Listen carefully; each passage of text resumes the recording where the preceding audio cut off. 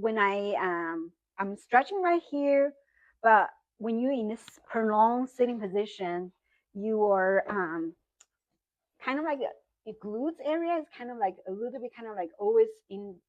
Is the glutes tightening or more like stretching out in this position, especially when I'm punching? Like well, if you sit a lot, like then typically what we see are weakness in the glutes. Weakness In the glutes. Okay. And that's not common for people that just sit. That's common for most people. Your glutes are incredibly important, and they are difficult to strengthen. So can you give us some exercise on that? Absolutely.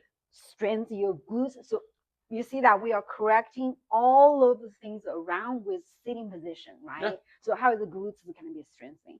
If I'm not a good model, I mean, I just let you do the work. Sure. No, I'm not sure just let you do the work. You're doing great. Okay.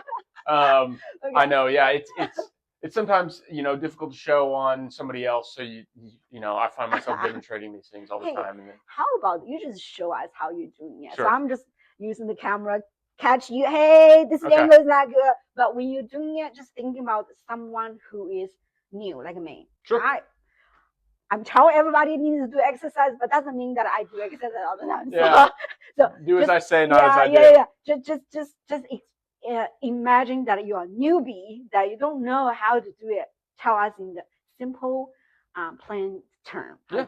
Okay. Absolutely. I'm gonna be the camera guy. All right. All right. So I'm gonna give you a glute strengthening exercise. So you have 3 glutes. You have your gluteus maximus, which comes around like this. It's a hip extensor and external rotator.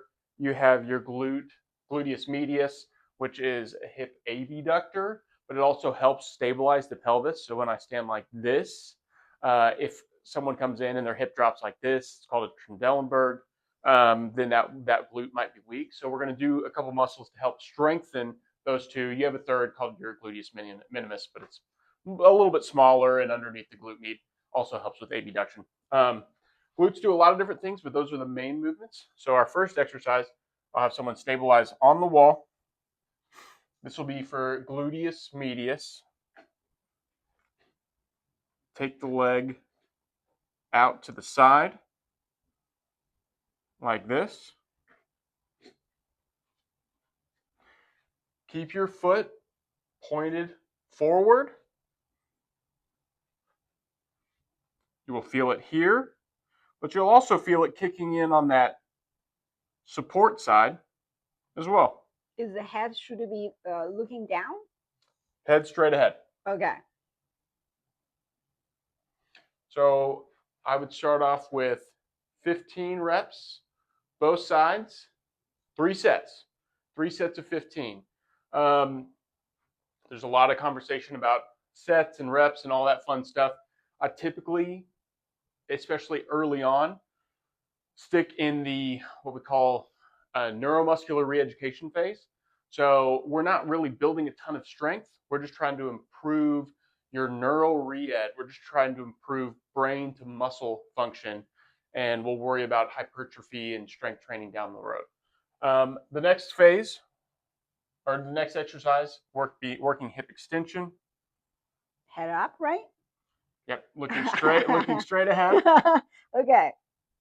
And something to focus on, don't lean forward like this, because you're not really doing anything. Also, squeeze your glute muscle when you go back.